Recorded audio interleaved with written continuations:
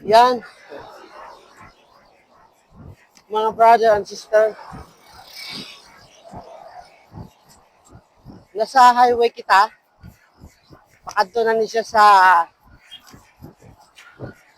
ah tawag siya ni, malayuan. Yan. Kung nakikita niyo, napakalakas ng hangin mga brother and sister. Kaya pa, pag hindi ako pumadyak, hindi siya atakbo. Hindi atakbo ang bike ko. Kasi tulak ako ahangin. Malakas ahangin. Ganito talaga dito mga brother and sister kasi open siya. So malakas ang hangin. Minsan naman, pag uwi ko nito mamaya, kasi dito rin ako dadaan, tutulak din ako yan. Kumbaga, babawi ako mamaya. Mga brother and sister. Yan, panoorin nyo ang kapaligiran. Napakaganda ng panahon ngayon. Kasi hindi umulan. Pero kagabi, umulan. Oh, grabe yung hangin, ang lakas. Hindi nyo lang kasi maririnig gano'n mga brother and sister. Yan. Oh, may nag-harvester na. Yan. Siguro nung nakarang araw pa yan nila gustong harvestin. Kaso lang, gawa nga ng umuulan. Pinapatuyo kasi nila ang palay bago harvestin mga brother and sister. Woo! Ang lakas ng hangin. Para kang umaahon. Pagka ganito, nasa ano na ako. Oo, tama. Luger. Dapat sa luger ka. Luger na ang ginagamit ko mga brothers. Para lang makapadyak. Kasi kung matigas, malalaspagiti ka. Yan mga brother and sister.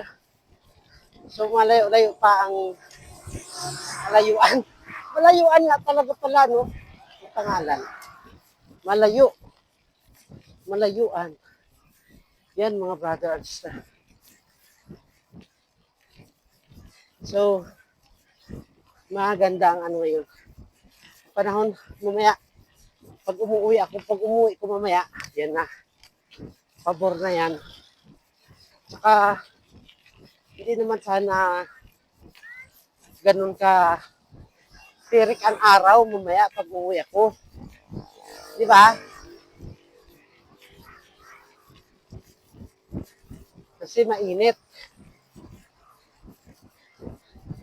Ngayon, kaya ang oras ngayon maaga pa, time check, 8:30 pa lang. So, kaya-kaya pa ang init. Pero mga bandang 11, 12, yan na, napakainit na yan. Masakit yung init. Yan, nagbibilad na sila ng palay. Kasi ilang araw na walang init, walang araw. Kaya nagbibilad na sila. Yan mga brother and sister. Enjoy lang kayo watching ha, may video. Please follow, like, and share naman sa mga video ko pag dumaan sa wall nyo. Pa-follow or like. Isang thumbs up lang. Pwede na yan. Diba, may bakas. Babalikan ko kayo mamaya. Pagka na-upload ko itong video. Yan mga brother and sister, tuloy-tuloy na tayo sa pagpadyak. Hindi pwedeng tumigil. Kasi pagka tumigil ka, titigil din ang takbo mo. Ganun din yan sa buhay. Pag tumigil ka sa pagtatrabaho, kung may trabaho ka man, hindi wala kang kikitain, di ba? Pag tumigil ka rin kumain, alam mo na kung ano ang mangyayari. Alam nyo na, goro mga brother and sister, kung ano mangyayari. Kung tumigil ka sa pagkain, ang kasunod. Yan mga brother and sister. May mga palaisdaan. Kabilaan yan dito palaisdaan, mga brother and sister. Kasi nasa Ahoy na tayo eh. Alam mo naman ang Ahoy, maraming palaisdaan.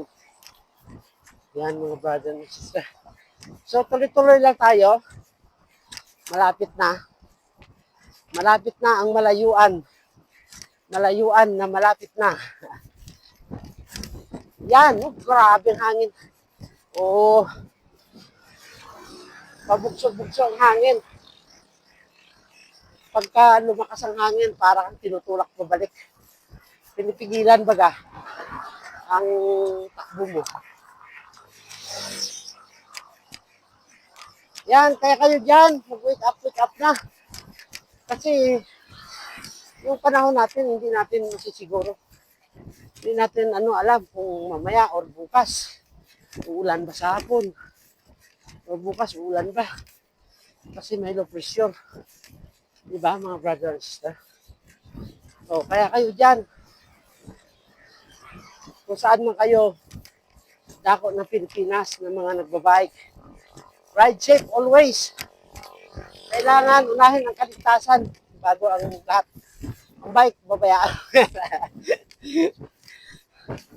Babayaan mo yung bike. Importante ikaw. Di ba? Ganyan tayo eh. Kung may time, magbabike. Kung walang time, or masama ang tsimpo, ang panahon, huwag nang pilitin. Lalo na madulas ang daan. Kung basa. Oh, di ba? Mga brother and sister. So, thank you. Thank you sa magla-like at magpa-follow at ang mag-share. Thank you for watching, ha, mga brother and sister. Okay, thank you. Malapit na ako sa malayuan. Thank you, bye-bye. Bye-bye.